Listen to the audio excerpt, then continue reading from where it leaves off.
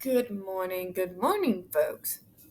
Merry stupid o'clock to you on this Sunday. Welcome to Spilling Tea. I am your host, Tiffany Daniels.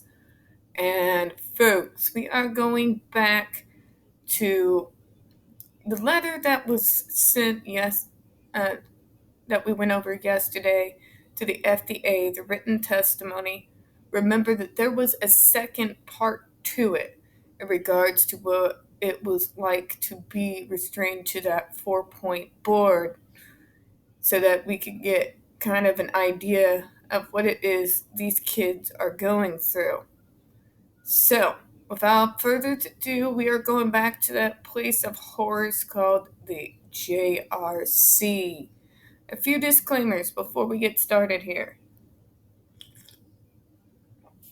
First off, as always, you are going to find this letter in the description box, along with other pertinent links to the Stop the Shocks campaign. Don't forget, folks, that templates are in the description box. Repeat, templates in the description box to send off to your senators to let them know that you approve of the bill that removes all public funding from the JRC. Please get those filled out, get them sent to your senators. It only takes a few minutes. Also, we have the change.org Shut the Judge Rotenberg Center Down petition. If you haven't signed it yet, please do. Because as we have learned through testimony after testimony, year after year, going all the way back to 1986 in the very first lawsuit, these are slippery bastards, folks, and the only way to truly make sure these kids are safe is to close this place down.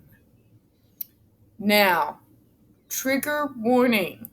Whenever we are discussing the JRC, you will hear vivid descriptions of, and sometimes the actual video surveillance clips of people with disabilities being tortured and abused. If you have young ones present, please use your headphones. Also, as usual, it's stupid o'clock. I'm going to stumble over a few words and probably mingle a few sentences. So my apologies in advance. So without further ado, we are going back to that letter, to the second part. This is the attachment that this person sent to the FDA. Remember, they chose to remain anonymous simply because the JRC made them feel so unsafe that they did not want to reveal their name in fear of retaliation from the center. So, this is the board, and this was sent on December 2012 when they were first contemplating all of this. Okay.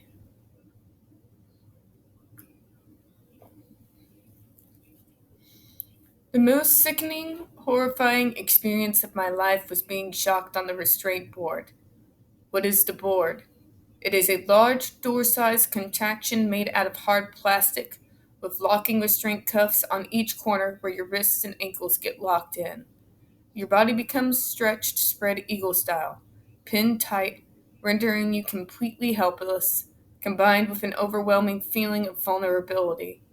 It is a torture that you would expect to see in a horror movie, the kind that makes you cringe and scream while you watch, the kind you can't get out of your head even after it's over.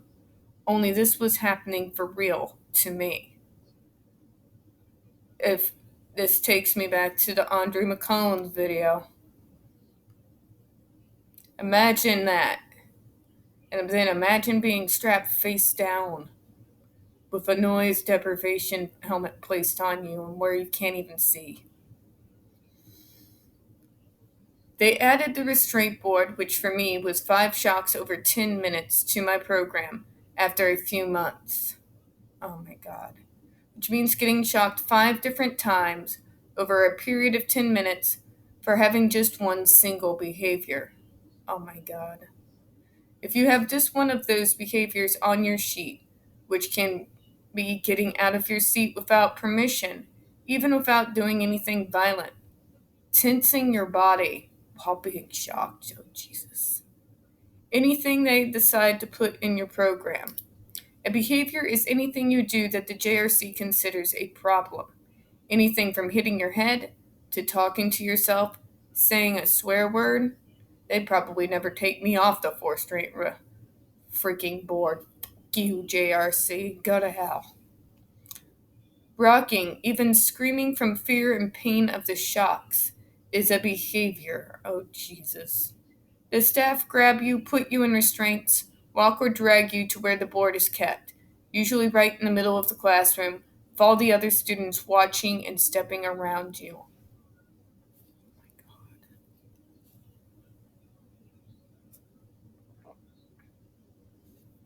And then restrain you to the board, arms and legs locked in.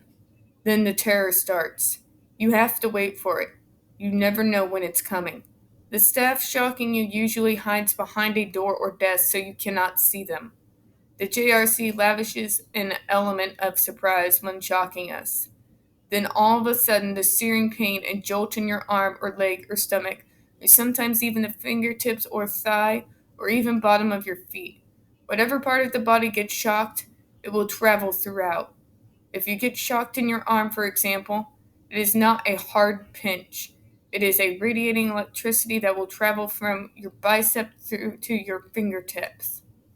Your whole arm jerks against the restraints, causing added pain from your muscles being forced to contract against being tied up. The loud screech of the device goes off with it, and they say, "There is no tensing up." That's how the body reacts when you're shocked. What the? One down, four to go. Your heart races immediately, and you swear profusely. Yeah, I fucking would. All you want to do is throw up. That 10 minutes feels like hours. You try to prepare yourself for the next shock. I keep saying in my head, four more, please just finish, please. Trying not to scream in fear because I will be shocked for that as well. It comes again without warning. Next time, maybe in your stomach. The stabbing pain runs from left to right, right to left, across your belly button area. Your stomach heaves in and you lose your breath. More sweat now. Your heart beats faster now than you can feel possible. I start to hope my heart stops. Anything to let me away from this. Three more, but now it's even harder. I don't feel I can take any more of this torture. Besides the pain, it's the panic and fear in your mind. There were times when I peed on myself.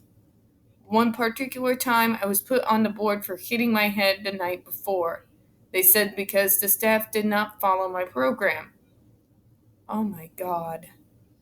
They put me on the board. They shot me repeatedly in the stomach. And when they finally got to 5, I thought it's over. But then they didn't take me off the board. They gave me a 6, then 7th, then 8th. They kept going. I was so filled with fear, not knowing what was happening or when they would ever stop. I went away in my head. I started floating. I had no more tears left. When they finally stopped after 10, they sent other staff in to change my batteries. When they lifted the electrodes off my stomach, it was stuck. They had to pull because it was burned into my skin. I still have those scars on my stomach. When they took the device off of me to test them, I was still strapped to the board. Every time I heard the noise from the test, I cried and panicked. The staff would attempt to comfort me. She whispered to me so they wouldn't hear her, because any kind of comforting is never allowed. I was shocked on the board on many separate occasions, one time for something I never even did. I lived this. These things happened. These things were done to me, and I witnessed them done to many others. If you are a survivor, a family member, okay.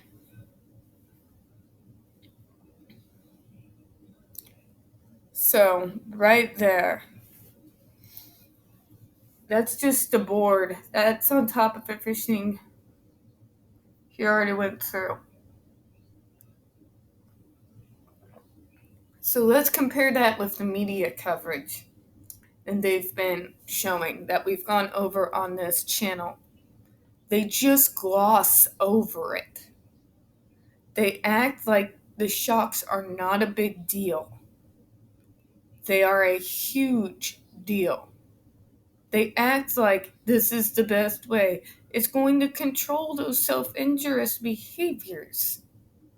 Each and every single testimony and medical documents and video surveillance has given lie to their words. These are not bee stings. This is not the device that they let visitors or people from the media try. I'm sorry, but no. No. They're lying to the media. And the media just keeps on reporting it. It's for self-injurious behaviors. It's for emotional disorders. It's for autistics. It's for ADHD. It's for those problem children who won't take anyone else. Bullshit. This person had what they call Asperger's back then. It has since been removed from the DSM-5, and it's now autism spectrum disorders, but I digress. We're usually the kind who are constantly accused of faking being autistic. This is what was done to her. Okay? She was in no way engaging in self-harm or anything that would get her thrown into this school by anyone who has a freaking sane mind. And yet there she was. There are a lot of disabled kids. All because of prejudiced racism and ableism of the highest order. Of the highest order. This idea that this is what people with disabilities and mental issues deserve. Because how dare we exist to annoy the normal people? To make them uncomfortable. That's what it's really about. That's what it's really about. And the fact of the matter is that no one in the media wants to go into any real depth about this. Even those outlets that have been allies don't go into real depth, don't get into these witness testimonial statements. They don't talk about this, not in the way that it should be. This should be everywhere. These witness statements, we should be getting quotes from them. It's all there. It's a massive archive on Autistica Hoya.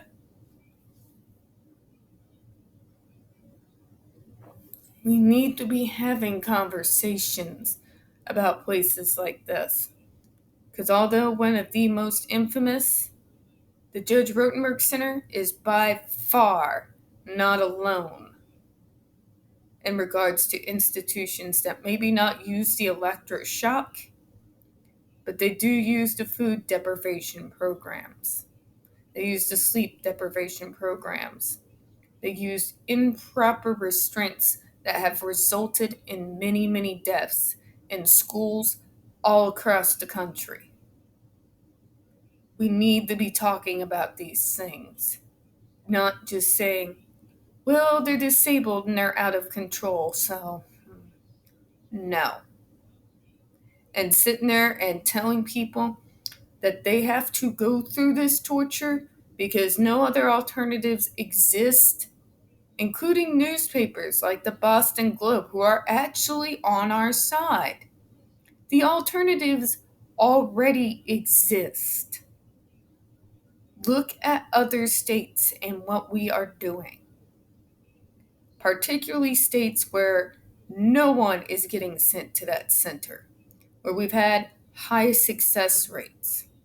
And then ask yourself, why are these options not being made available to people in the poorer communities and especially in minority communities, so that they are seeing there are other alternatives out there that they can have access to instead of desperately throwing in their lot with the JRC, not knowing exactly what they're doing at the center?